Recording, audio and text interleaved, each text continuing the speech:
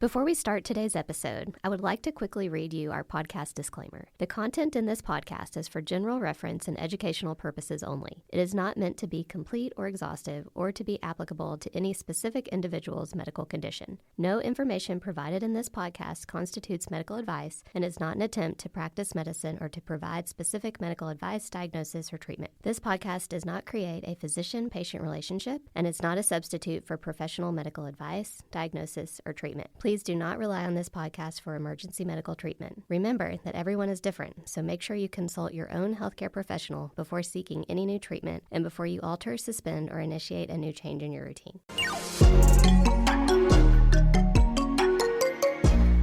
Welcome to The Starting Gate. We're your hosts, Dr. Kitty Dotson and Dr. Sarah Sheets, two internal medicine doctors who spent years practicing traditional primary care.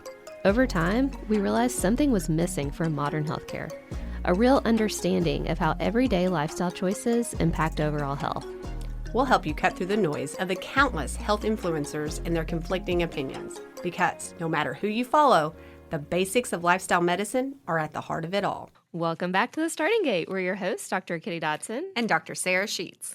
2 weeks ago, we had a great conversation with Emily McGlone, a dietitian here in Lexington, who introduced us to the gut microbiome and gave us some practical tips on how to get more fiber into our diet. But today, we're really going to take the next step in that discussion and dive deeper into the science behind the gut microbiome and how this interacts with symptoms we may have in our gut and our gut health in general. So we're excited today to have an expert in the field. Yes, we'd love for you all to welcome Dr. Sohi. She is board certified in internal medicine and gastroenterology and practices in Louisville at Louisville Gastroenterology Associates. And we are so excited to have her here today because she loves talking about the gut as much as we do. And so can you give our listeners just a little bit of information about you and how you ended up in this profession? Absolutely. So first of all, thank you for having me. I grew up here in Louisville, so it is really nice to be back here and practicing. I did my undergrad, med school, residency, and fellowship all away. So I came back with maybe a fresh perspective. I don't know, but I came back with a different perspective than maybe people who have trained locally. And I'm just really glad to be back home. I've been practicing here in Louisville with our GI practice now since 2010. So really, I've been back here a while, and it's back to being home. And I've got 2 kids here as well with my husband. But yeah, I forgot the question. What was that?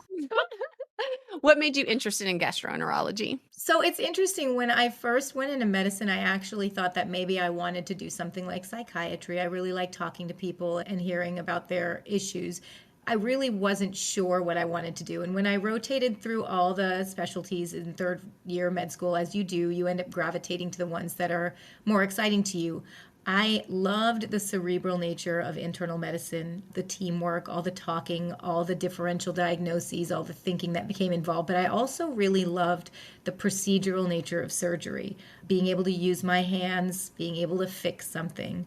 So my brother is an ENT here in town, and I remember when I was trying to decide what I wanted to do, he said, Sunana, you should think about GI. And I'm like, that is gross.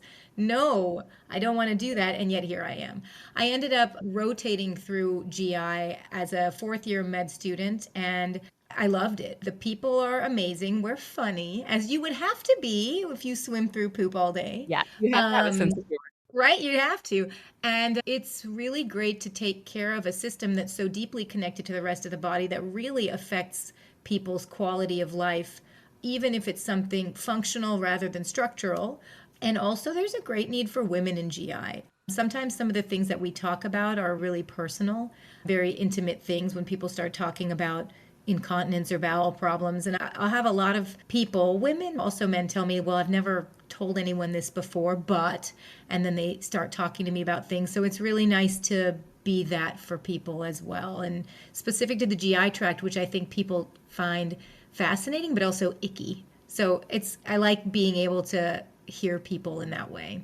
Sarah and I were talking earlier before we started recording about how much GI has changed just in the last 10 or 15 years, and especially around the hottest topic, the gut microbiome. And so we'd love for you to just tell us a little bit more about what is the gut microbiome or biota and why has it suddenly become something that we're talking about? So the gut microbiome is a huge topic in GI health right now. It's healthy gut, gut health. They're all the hashtags and the big popular terms that people are looking for. When we talk about gut health, we're specifically, I think, talking more about the health of our gut microbiome, which are the trillions of bacterial, viral, and fungal organisms that live in our GI tract. And they live in this beautifully symbiotic relationship with us. So we actually have more of these cells in our body than we do our own human cells. We have a really beautiful relationship with them, and we've never really known, and we probably still don't know all of what they do for us, but we're just starting to scratch the surface. And when we talk about the gut microbiome, I think it's important to think about two terms, which are dysbiosis and eubiosis. And I don't know if you guys have covered that before when you've talked about the microbiome, but dysbiosis is basically a reduction in microbial diversity and a loss of the bacteria that we know to be beneficial, and then a rise of more pathogenic bacteria or bacteria that cause problems. So dysbiosis is associated with disease. So dysbiosis, disease. We want eubiosis, which is more of an optimal balance of gut bacteria. And so I know we're going to get into this, but it's important not just for the health of the GI tract, but we're finding that the GI tract is intimately linked to the rest of the body, that a gut health or health of the gut microbiome is really important for the health of the whole body. Yes. And as you bring that up, I think that's something I know even in my training, I would have or see people talk about this, and even hearing the words gut brain axis. At first, I was just very skeptical from how I was trained. And today, now I see the major impact that it probably is having on our health and how important this is. So let's just go on and go there. Can you tell our listeners, what are our gut bacteria doing for the rest of our body? We have long known that our gut bacteria are useful for fermenting fiber into short-chain fatty acids. These are what feed our colon cells and keep our colon healthy. The fatty acids are also used by the body as a nutrient source, but they actually play an important role in muscle function as well, and possibly in the prevention of chronic diseases, including certain cancers and other bowel disorders. The studies that I know show that short-chain fatty acids can be useful in the treatment of ulcerative colitis, Crohn's disease, and antibiotic-associated diarrhea. I think from med school, we all remember learning that our bacteria synthesize vitamin K and vitamin B and metabolize bile acids as well. So there's a lot they do for our GI tract. But you mentioned the brain-gut axis, or I'll say more specifically, the brain-gut microbiome axis, which we talked about this before we started recording. And there's a lot of terms that at first people hear in medicine and they think, oh, this is like pseudoscience or frou-frou. But then as more data comes out, we understand that it's rooted in some truth. So there is a bidirectional link between the brain, the gut, and the microbiome. And studies are looking now at the relationship of the gut microbiome to our brain. We know that our microbiome produces neurotransmitters like serotonin, dopamine, and GABA, and then these play a role in our nervous system. And I think a lot of people know about serotonin and dopamine already. So the neurotransmitters in the gut that control gut function and motility are the same as those in the brain. And there is a blood-brain barrier that prevents crossing of certain materials from the blood into the brain. But when it comes to the gut, the neurotransmitters and hormones freely communicate. So the GI tract has been dubbed the body's second brain. The myenteric plexus is the GI tract nervous system. And so microbes can stimulate the vagus nerve. I know people have heard about the vagus nerve as well, through these neuropod cells in the gut lining. And they can activate these cells that send hormones to the rest of the body and influence immune cells and inflammation. So the healthy microbiome is important for the nervous system because dysbiosis, as we talked about earlier, an imbalance in the gut microflora, can be associated with inflammation in the brain and illnesses like depression, anxiety, autism, and Alzheimer's.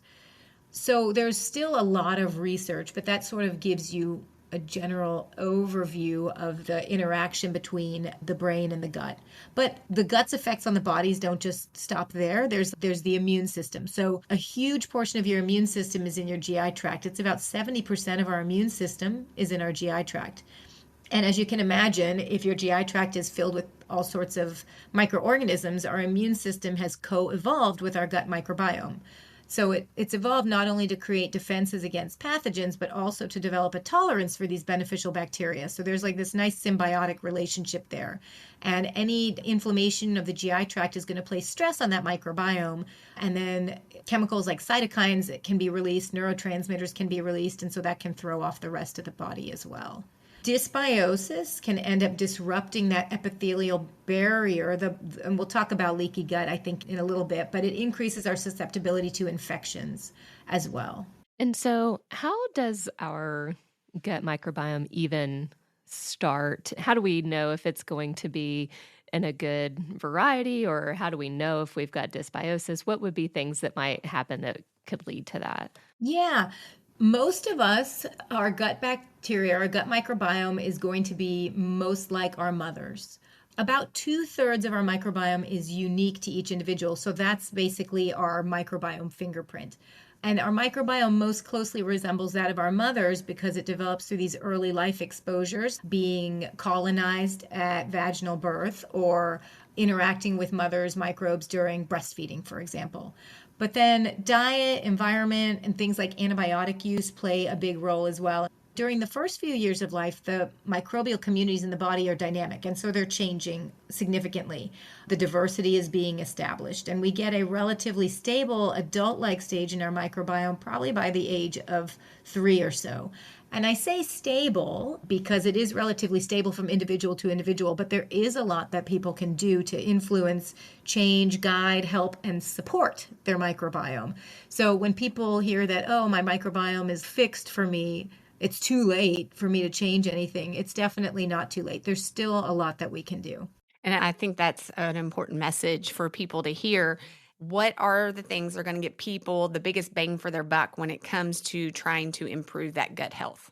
Healthier people, and by healthier, I'll say people who have less chronic medical conditions. Healthier people have a more diverse microbiome compared to people that are less healthy.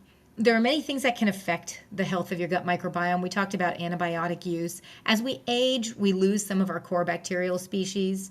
Interestingly, diets that are centered around meat and animal products have more of a certain pathogenic bacteria that can promote inflammation in the gut. So really, there's a lot of things that we can do to feed and nourish our gut bacteria. But feed is the key word because we have to feed ourselves. And as we feed ourselves, we're also feeding those trillions of cells in our intestines as well. So what we've seen is that diets rich in plant-based materials are associated with a greater diversity in the microbiome overall. And remember, a healthy microbiome is a diverse one. And the good thing is that changes in the diet can alter the composition of the microbiome pretty quickly. So there's a lot that people can do in the way that they eat to help their microbiome.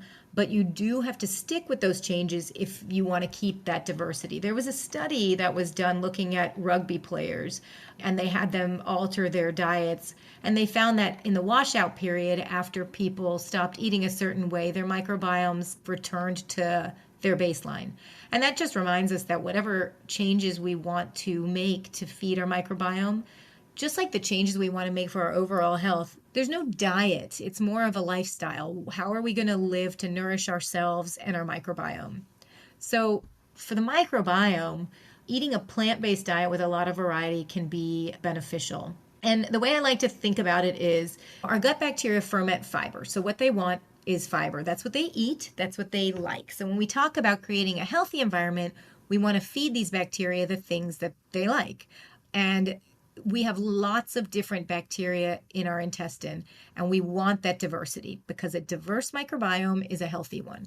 So I've said it again, but it bears repeating that when we talk about dysbiosis or an unhealthy microbiome, we're talking about a less diverse microbiome. So fiber is key. The USDA recommends 25 to 30 grams of fiber per day. The bad news is that's probably not nearly enough fiber that for all of us, but it's a good starting off point. The good news is that if you eat a whole foods, plant-based, or heavily plant-forward diet, you're going to achieve that easily without even trying because there's just so much fiber in fruits and vegetables, beans, legumes, nuts, grains, and so you don't even have to count. The thing that makes it a little bit more complicated is, you guys have your favorite foods, right? And your favorite food may not be the same as my favorite food. And so we don't all eat the same thing. And the same thing goes for our gut bacteria. So we know that our guts want fiber and they want lots of it, but each little bacteria has its own preference. So it's got its own favorite food. So some may like a certain plant fiber more than another. So in order to maintain a diversity of bacteria in the gut, or eubiosis, we can't just eat 25 or 30 grams of kale per day or quinoa or any one plant fiber. And really, who would want to? Yeah, that's a lot of kale. We need a diversity of plant fibers because each of those little bacteria want something slightly different. So really the key to a healthy microbiome is not just the amount of fiber, but the fiber diversity. And that's why I love the idea of rainbow eating, because when you eat the rainbow and you're picking foods that are different colors and different types, you're getting that variety of phytonutrients, which is great for you, but then you're also getting the fiber variety as well. So one of the tips that I like to give people in thinking about how to increase their plant diversity is to make it a game, which I ended up doing with my family during the pandemic with my children. So a recent study looked at people who ate 10 or fewer different types of plant fiber per week, with people who ate 30 or more different types of plant fiber per week. And they found that those with 30 or more plant fibers per week had a more diverse and therefore more healthy microbiome. So if you're like goal-oriented person, then you aim for 30 different plant fibers per week. And that obviously sounds daunting, but if you take into account things like herbs and spices, along with your grains and legumes and veggies and fruit, you can get to 30 pretty quickly. And at one point in my family, we had this thing up on the fridge and we were all competing to see who could get to 30 first. This is how nerdy my family is. But it worked pretty well. My kids roll their eyes, but they definitely do go for plant diversity. And even something as simple as getting a different type of apple, or a red pepper, a green pepper, kale of one type, like dinosaur kale, a flat leaf parsley, a curly leaf parsley. They're all slightly different. And just not shopping the same stuff that you always shop can be really helpful to give your microbiome slightly different types of plant fiber and giving it that diversity that it needs to be healthy. This is a game that Dr. Dotson loves as well. I love this game. Yeah, I love the 30 plants a week. Yay. Actually, I am bad about getting the same type of apple. So I'm really glad you brought that up because that would help me even more. I love Cosmic Crisp apples. Your Honey Honey Crisp? Crisp. Have you had the Cosmic Crisp? Gosh, I don't know. I I'm haven't definitely had gonna the have to get Cosmic it. Yeah. Crisp. I don't know if I've had. They're like better than Honey Crisp. I hate to say it because Honey Crisp were my favorite and now it's the Cosmic Crisp. So there you go. There's your one additional. Try a Cosmic Crisp this week and see what you think. And maybe I'll step back to a Honey Crisp. Yeah, I'll try a Cosmic Crisp and even just the parsley because I tend to like flat parsley better. So I tend to get like Italian flat leaf parsley, and that's what I grow in my pot this summer. But yeah, even mixing it up. So that's a great idea. Sarah and I like to promote seeds as a way to help get those 30 plants in. But you've given me a good thought today too. So that's great. Oh, yay. I'm so glad. So someone may be listening to this and think, I feel fine. My stomach feels fine. I'm not worried about gut dysbiosis. Are there symptoms or are there things that would make someone stop and think about it and be more motivated to make these changes? Yeah, I think it depends on your outlook on life too. I like to think of our bodies as the only house that we'll live in for our entire lives. And so, what do you do to take care of your house? And just there might be things in your house, or let's say your car, that seem to be working fine, but occasionally need to be replenished or checked on or tuned up. It's the same thing with your body. Like it's not, maybe it doesn't feel like it's broken now, but there's lots of things that are potentially going on in people's bodies that they don't know about. I don't want to use the biggest and scariest thing, but people can have cancer and feel fine and not know, right? So just because we don't necessarily have a really obvious signal from our body telling us that there's something maybe unhealthy or less than ideal, doesn't mean that we shouldn't try to do what we can to nourish our bodies the best. But that motivation obviously has to come from within, right? Because if someone is eating a certain way and we're asking them to make these huge drastic changes, they have to figure out their why. And their why really has to be at the top of their head. Because if you are externally motivated by somebody else pushing you to do something, it's just not going to work. You have to know why you want this thing, why you want to eat, live, exercise, sleep, be outside, whatever you want to do to take care of yourself. And then you have to keep that in the front of your mind when you don't want to do it, because we all don't want to do it sometimes, whatever it may be. But what makes us keep going is that determination. And so, with someone that might have, let's say, leaky gut or dysbiosis, they might feel totally fine, or does that typically make someone have any particular symptom like constipation or belly pain or something like that? It can, but people can also feel totally fine. And it's funny because I was at work the other day, and sometimes I say things and sometimes I don't. But we got lunch as our whole endoscopy center, and it happened to be a very plant heavy lunch. I think it was salads from someplace. And one of my staff said something like, yeah, I don't mind how this stuff tastes, but it really does a number on my gut later. And this person's living a great life and has a wonderful life. But when this person eats greens or salads or whatever, they end up having some bowel issues later.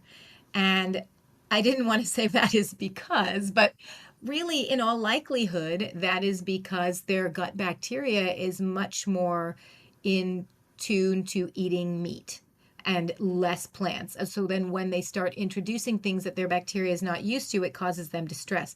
And so to them, it can end up feeling like these foods are actually the problem foods for me. But what is likely going on is that their gut bacterial balance is in dysbiosis. They probably have a very high number of some of these, we'll call them like bad microorganisms that tend to thrive in a more meat heavy environment than the bacteria that would tend to thrive in a more plant heavy environment. And so changing that can be difficult because you don't want to introduce a whole bunch of fiber all at once to your diet if that's not something that you're used to, because it will make you feel bad because your gut bacteria is not used to that, because your balance is not in line with the type of balance that would benefit from all this variety of plants. So that transition has to be made more smoothly.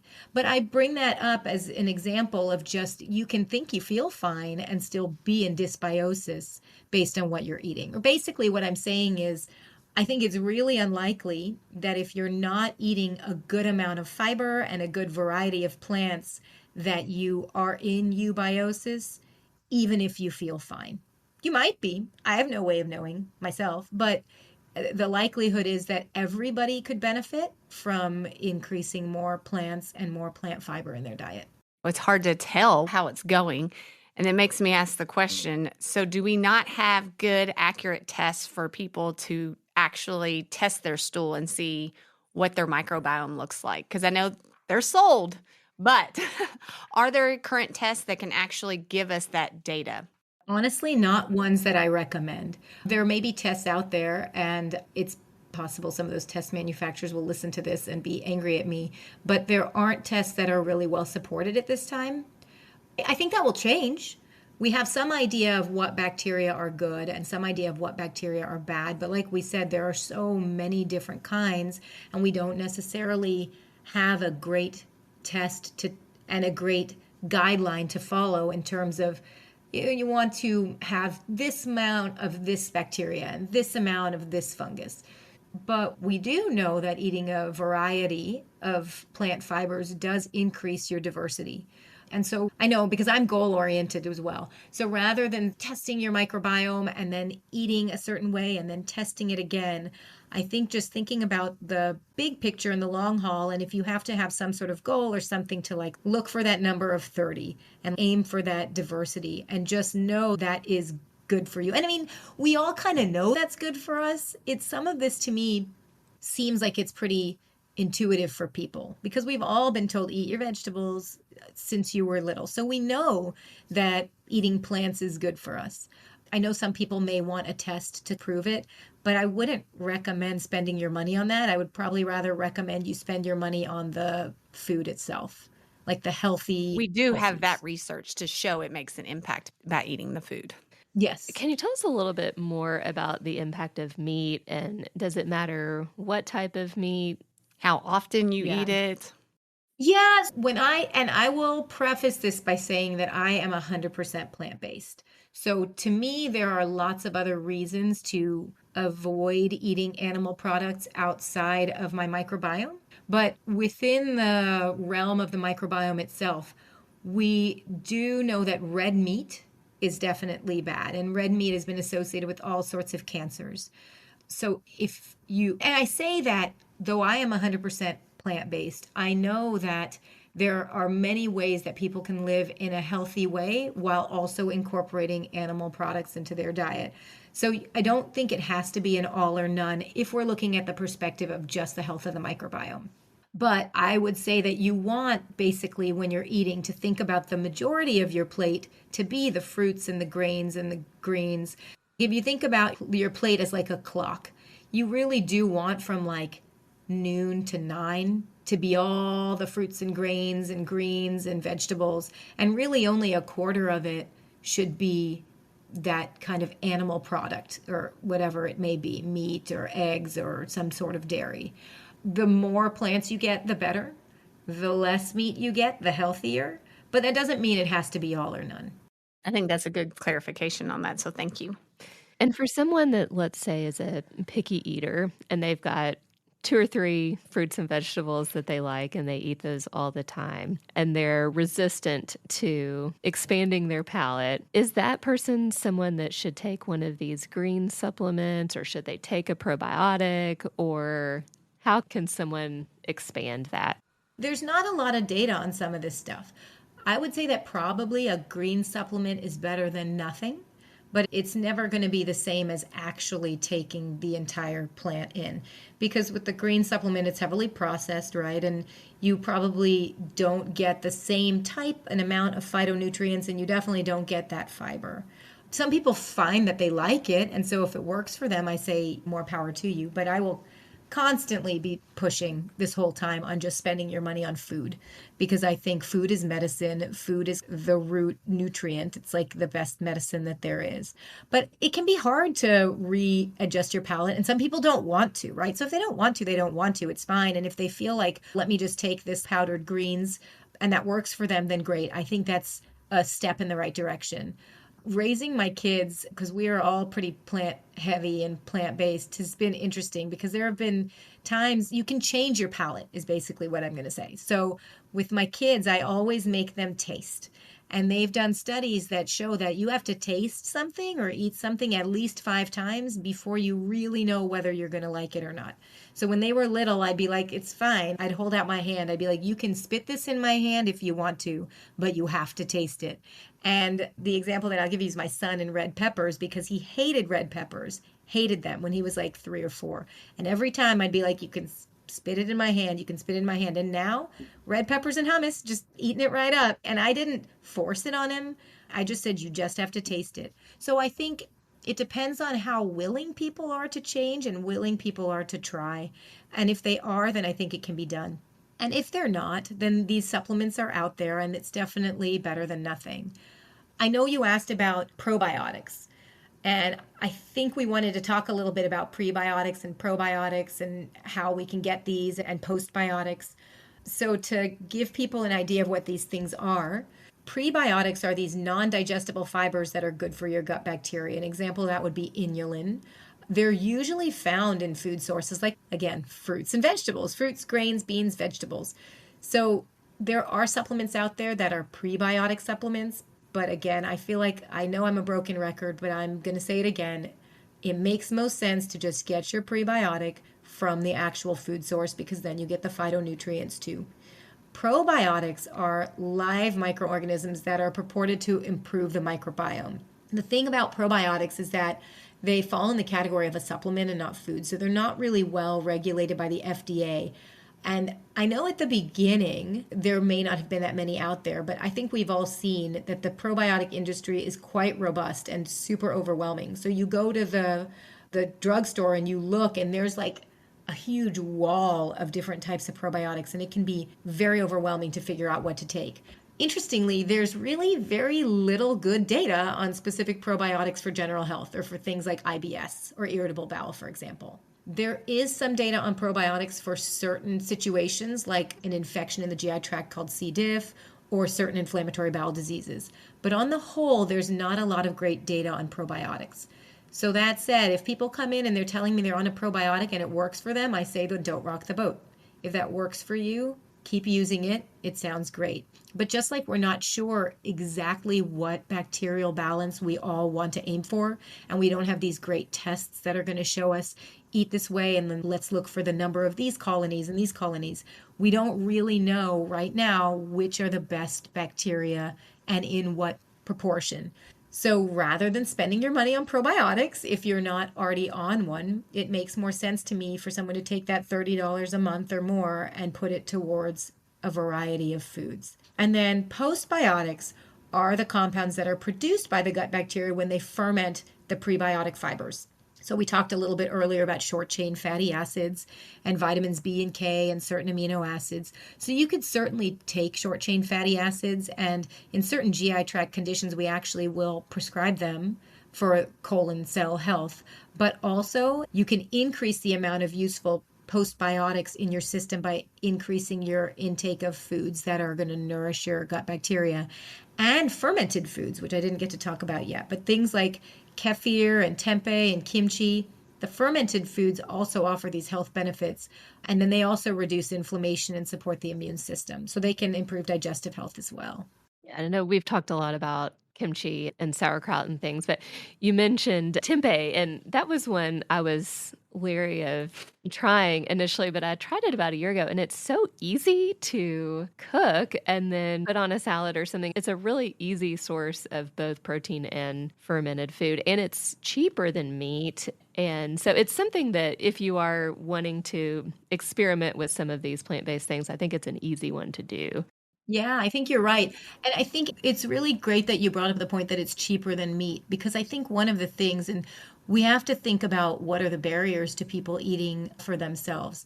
And we do know when we talk about factors that are involved in eubiosis and dysbiosis, that certain areas with lower socioeconomic success tend to have less microbiome diversity.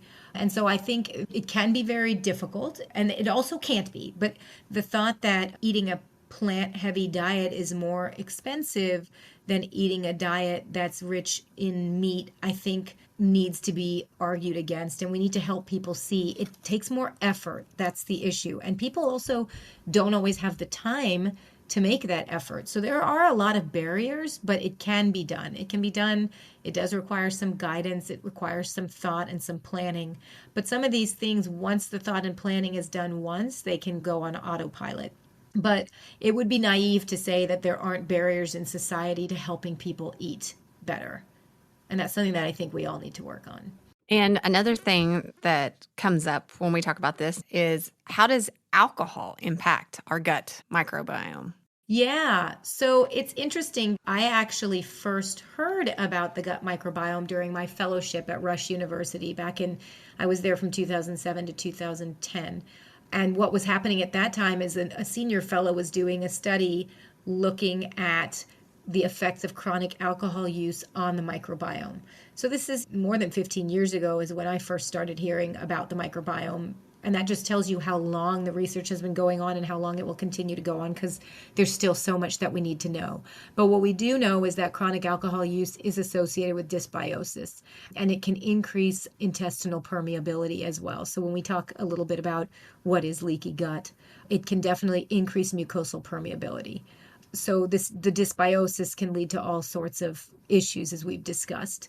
But basically the long and short is that regular alcohol use can lead to an increase in your bad bacteria. And when you mention regular alcohol use, is that something as small as just one drink a day, or does it need to be something where people are drinking 3 to 5 drinks a day? Unfortunately, it's basically anything consistent. And I think for the longest time, we used to tell people like a glass of red wine a day is okay. And unfortunately, that's really not the case. We're now finding out that really no amount of alcohol is considered healthy or safe. It's very commonly used in our society, so it doesn't mean that people aren't going to do it. I think they just need to acknowledge it for what it is. A new plant-based cinnamon roll place opened in our city a couple days ago, and I did take myself to have a big old cinnamon roll. And I am aware that is not healthy, but it was delicious. But part of eating is pleasure. So people have to figure out that balance for themselves, but I just don't want people to convince themselves that it's healthy. It's not, but that doesn't mean that you can't do it. You just have to do things in moderation and understand that it might be affecting your microbiome. Yeah, I think that's a good way to think about it. One of the last things that you had touched on is antibiotic use and how that impacts your microbiome. Can you just give a little bit of information on that and how people could help protect themselves in that sense? Absolutely. So, antibiotic use, as you can imagine, because it's an antibiotic, it can definitely affect the balance of your gut bacteria. So, antibiotic use, especially chronic or repeated antibiotic use, can be associated with dysbiosis. Antibiotic use can be associated with bad infections in the GI tract. The one that we all know is called C. diff, because anytime you put antibiotics in your body, they're affecting your microbiome, because anytime you put anything in your body, it's affecting your microbiome. And what can happen is this bad or pathogenic bacteria can grow up and wreak havoc. And that's what happens with C. diff. It basically causes a lot of diarrhea, a lot of discomfort.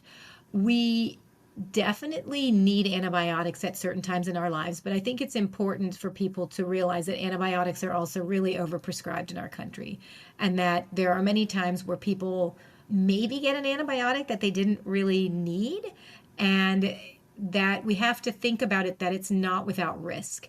So if you have some like upper respiratory symptoms and you're not sure what it is, being evaluated rather than calling in and just asking for an antibiotic is probably a better thought. So if we can minimize our unnecessary antibiotic use, maybe just by minimizing how much we request them, that will do a lot for our microbiomes as well.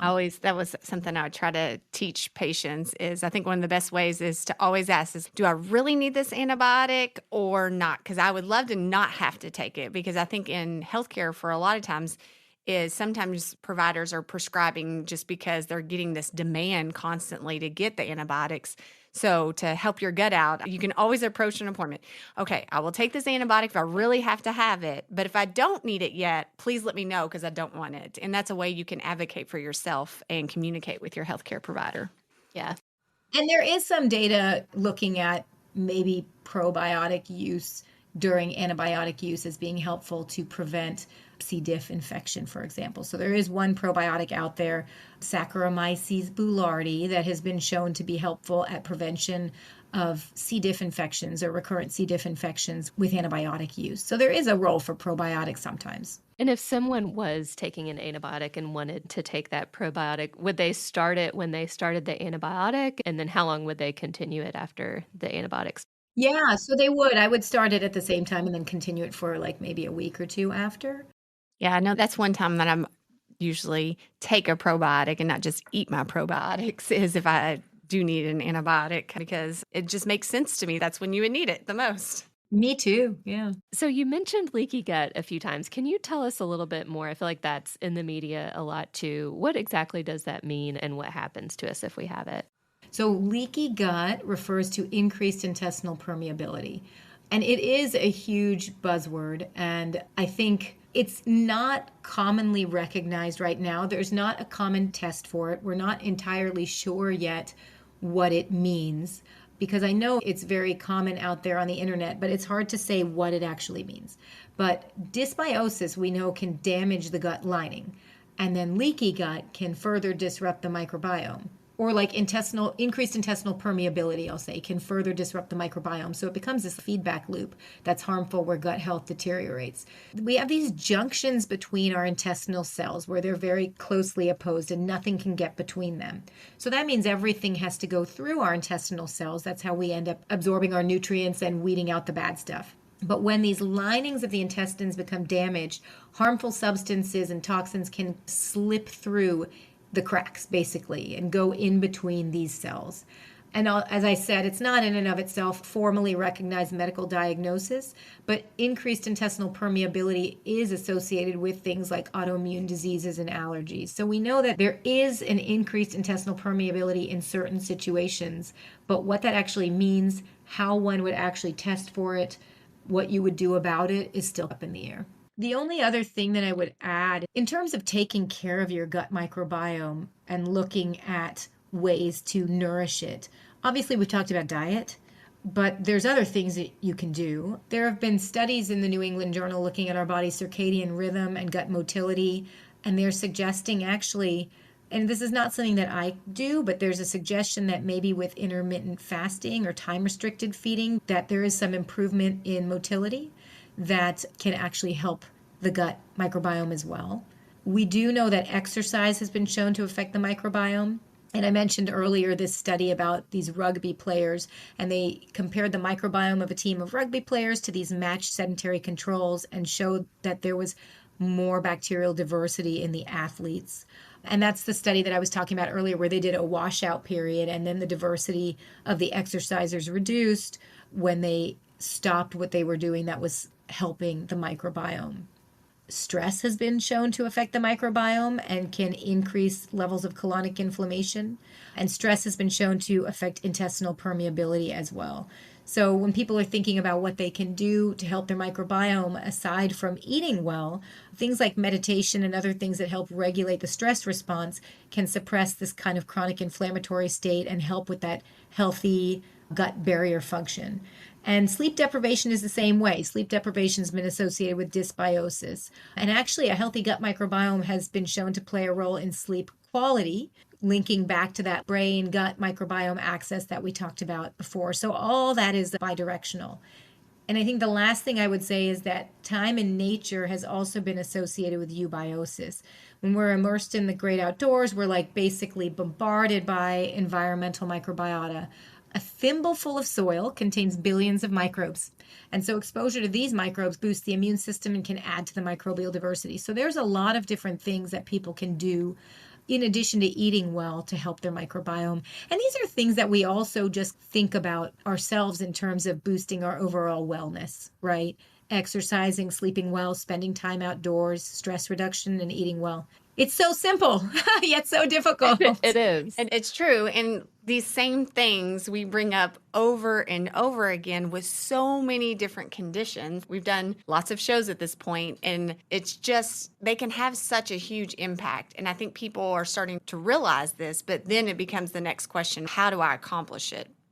And that is something that it's not going to come easy. These are definitely things that our environment has set us up for a very hard road, and we have to realize that it's going to take some time and energy and commitment in order to improve any of these lifestyle pillars. Yeah, but remember, you don't have to do everything perfect. So if you need to start by getting outside and getting your hands in some soil for a few minutes, then that would be an easy one to add to your week, I think.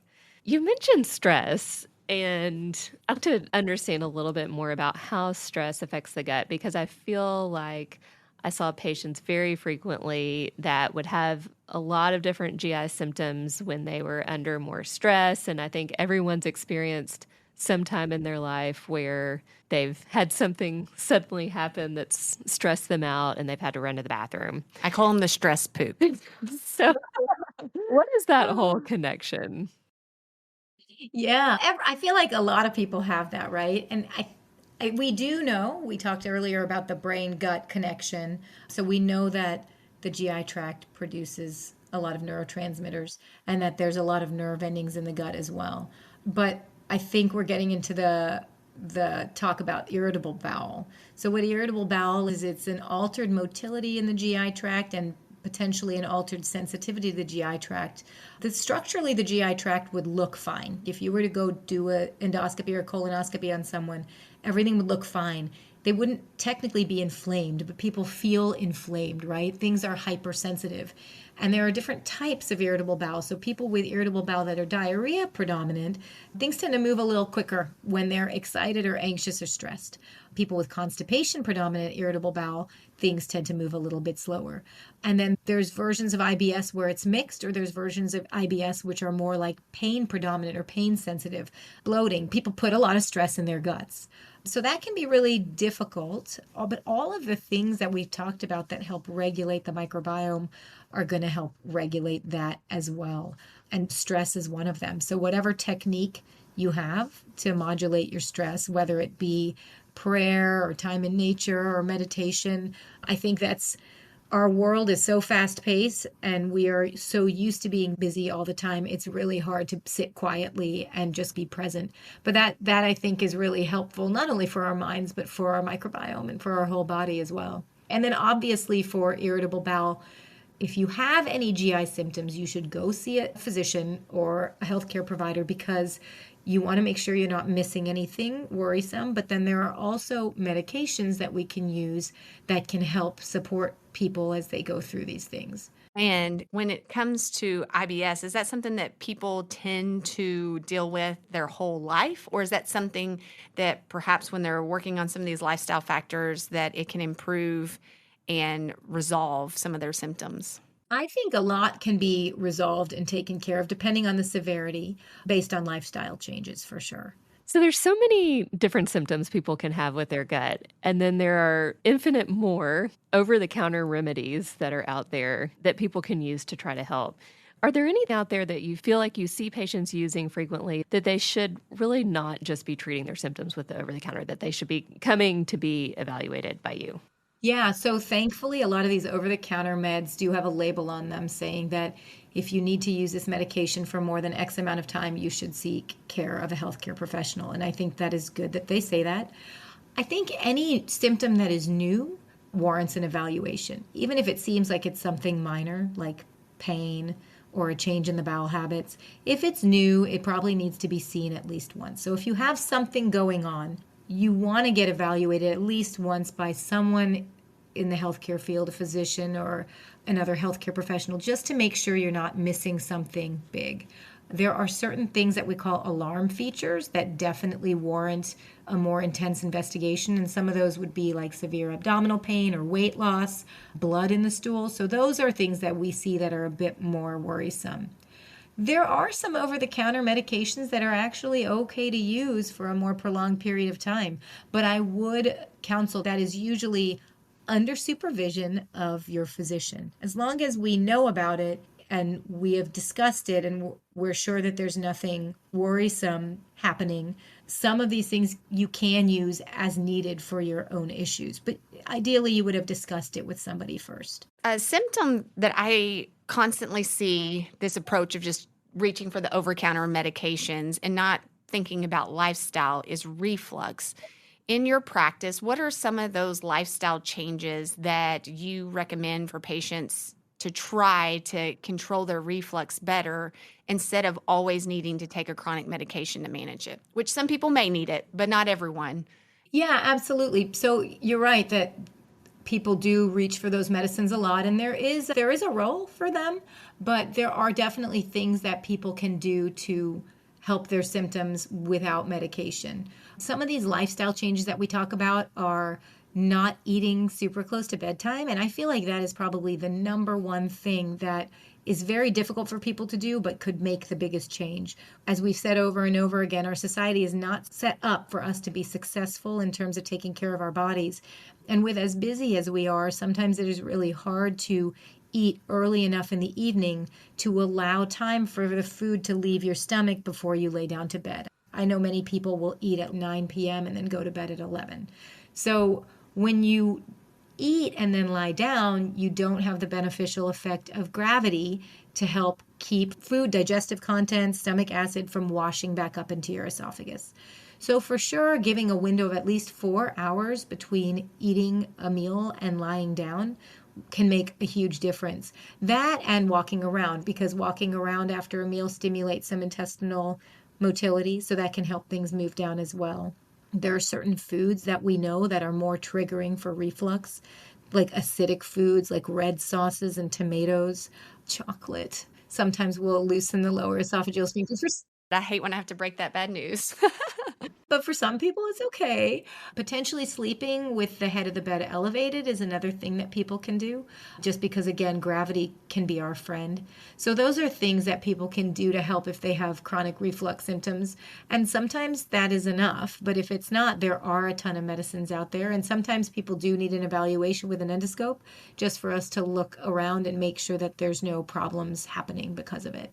Do those acid-reducing medicines have an effect on the gut microbiome? They can. There have been some studies looking at some of these acid reducing medicines and certain GI tract bugs like C. diff, again, that one that causes gut infections and diarrhea that we talked about earlier, and H. pylori. So, for sure, by altering that stomach acidity, they can. But they also can serve a benefit.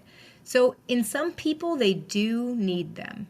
I don't necessarily vilify these acid reducing medications. They're really heavily used, and whenever I see someone on them, we try to talk about ways to get them off of them.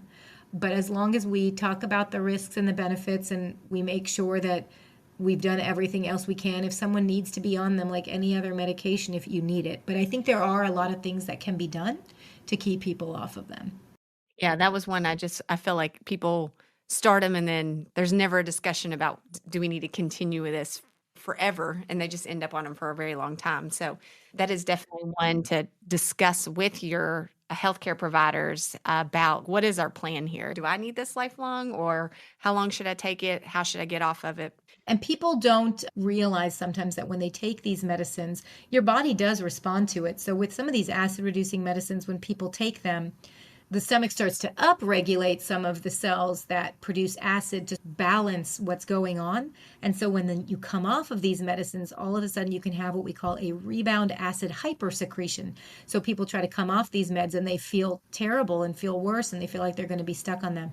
So sometimes these are ones that it's easier to wean off than to stop abruptly if you've been on them for a prolonged period. I think another one that we see so often people struggle with is constipation. What lifestyle guidance do you give to people for that? See previous conversation.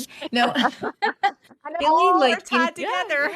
diet can play a role. Diet and activity can play a role. There was a study that came out relatively recently that I thought was fascinating, which showed that 2 kiwi a day are as effective as a dose of Miralax at inducing a bowel movement. So something as I say simple, something because not all of this is easy, right? But something as simple as increasing certain foods in your diet can help with constipation. And movement as well. Exercise is shown to stimulate gut motility, so that can play a role as well. There's lots of constipation because people are on lots of pain meds and opiates as well, so that can play a role. There's lots of things that can lead to it. But there's definitely things people can do, and then if they can't, there are medications as well that can help. And we had a conversation a few months ago with a pelvic floor physical therapist, and she was telling us what she could do for constipation, which was actually really new for me. I wasn't aware of how much pelvic floor therapy can help someone with constipation. Have you seen that in your practice? Oh, yes. And I think because at the beginning we talked about being a woman in GI and being able to talk about some of these more intimate things with people. For sure, pelvic floor dysfunction, I think, is an under-recognized cause of constipation. So when I talk to people about constipation, we will get into the specifics of how it feels. And does it feel like it's getting to the opening and then you just can't get it out? Because that is very different than if it feels like it's just sitting throughout your abdomen and it won't move. But pelvic floor dysfunction is really common, but it's not just in women and it's not just in women who have had vaginal births. You can see it in younger people as well and men as well. So it's definitely worth talking about and thinking about. If you think about it, this like squatty potty that was made, our Western toilets are not designed for optimal bowel movements because the angle of the pelvic floor is too short when we sit up like this. There's a lot that goes on into the movement of the pelvic floor and having a healthy bowel movement. So yeah, I love the local pelvic floor physical therapists. They're amazing with what they can do. We like to ask many of our experts about some of the most common social media myths or misconceptions that are out there. Can you speak on these gut cleanses that are being advertised? Are they dangerous? Are they helpful? What should we be thinking about when people talk about a gut cleanse? There's a misconception that our guts should be totally empty at periods in our lives. I've heard people say that they have heard that there's stuff sitting in our colons from 3 years ago. And it doesn't work that way. As long as someone has a relatively healthy bowel motility, things keep moving through, but things keep coming. So there's never really a time, unless you've prepped for a colonoscopy, where your GI tract should be totally empty. And in fact, we've spent the entire hour talking about the microbiome. So when you flush out your gut, you're flushing out all your gut bacteria as well. And if you have a generally healthy gut bacteria, it's hard to say how you'll repopulate. So sometimes these flushes and cleanses can actually do more damage than good. Should we be taking probiotics after a colonoscopy prep? So typically not. There's not a lot of data because most people end up just recolonizing as they have been. We talked about how everybody gets set up with their bacterial balance when they're 3 or so, and it just stays there's stuff that you can do, but it can stay more or less the same. So really, it's rare that I will have somebody tell me that after their colonoscopy they had some GI symptoms. And in those cases, I might recommend a probiotic, but typically most people don't need it. I was just, that immediately was like, oh, wait. Yeah. And since you brought up colonoscopies, we talked about colonoscopies 2 episodes ago when we talked to Dr. Patel about colon cancer. And we're talking about just making sure you were clean. But as someone who actually does colonoscopies, can you just give people some advice about what they want to make sure they're doing correctly to adequately prepare for a colonoscopy? Oh my gosh, yes. So the most important thing besides signing up to get one that someone can do to aid in their successful colonoscopy is to do the bowel prep, really. Because if there is stuff in the colon and we can't see, we could miss things that are small. And then we give someone a clean bill of health, and then later on something that was hidden turns out to be something big. So if you want to do it once in 10 years and you want to do it right, then you want to do it as well as possible. And so what you can do as a patient is basically make sure that you do the cleanse properly. There are so many different bowel preps out there, and they're all pretty effective. They're all gross. They all make you feel yucky, but they're all manageable. And the discomfort from a bowel prep is far better than the discomfort from colon cancer itself. I like to remind people of that. It's not great, but like you got to get it done. So all the stuff that we talked about, eating well for your gut, goes out the window when you're eating for a colonoscopy prep, because when you're prepping, the goal is to flush everything out, and all those healthy nuts and seeds and grains that are good for your gut bacteria, and you want to travel down to your colon and nourish your gut bacteria. You don't want those in your colon when you're doing a bowel cleanse because they don't cleanse out, they don't flush out well. So really, I think it's hard for people to understand because I'm telling them, normally I want you to eat really well, but for this 5 days or so leading up to the colonoscopy, you should eat like garbage. But really you want to eat like a low residue diet. So stuff that's soft, that breaks apart easily. That doesn't mean you can't have, like I told you, I'm 100% plant-based, and I ate that way for my colonoscopy prep. So I had mashed potatoes and tofu and things that are easy to break down. Because if you have summer salad and you got bits of corn in your colon, it doesn't wash out super easily. So really a low residue diet can be helpful. And then just following the prep as well as possible. Hydrating really well in between the prep is really important too, because oftentimes people will get the prep that's like a big jug, but then a lot of times people will get a prep that's low volume. And taking in some extra fluids will help flush things through too. And then the advice that I give people too, because this prep, you're feeding your body some poison. It's giving you diarrhea, right? So the body likes to reject it. So if you feel nauseated at all when you're taking your bowel prep, I tell people you just stop. You wait half an hour and let whatever is going on in your stomach move on through, and then you can try to come back to it a little slower. Because if you continue to try to drink the prep through the discomfort, you're going to end up vomiting, and that feels terrible, and then your prep's ineffective, and you've done all this for nothing. I feel like we've gotten a similar message from you today when we've talked about various GI issues that people may experience. So just can you give us your last thoughts on someone that's looking to make a healthy gut microbiome, try to minimize any discomforting symptoms? What would be our takeaway from you today? I think the takeaway is that the best way to feed your microbiome is to eat a diet that's low in processed food and high in plant fiber and diversity, and add some fermented foods too. So basically, in 3 words, it's eat more plants. I love it. You've given us so much great information today. We really appreciate it. And I think that we all feel motivated to go try to eat more plants today. Hopefully, you all have enjoyed our GI series so far. We have had amazing guests, and we're going to wrap up this idea talking about gut health and swing the other way. And we're going to actually talk about food allergies next week because we know a lot of people get confused when they're talking about food allergies. So we have a special guest, Dr. Shauna Ritter. She's an allergist here in Lexington, and she's going to break down that understanding in what makes something a food allergy, what makes something a food intolerance, and make it easier to understand because I know that's something that's also a hot topic on social media. If you all have any other ideas for shows, please feel free to send us a text or email us at contact@thestartinggatepodcast.com. We look forward to talking to you next week. See you next time.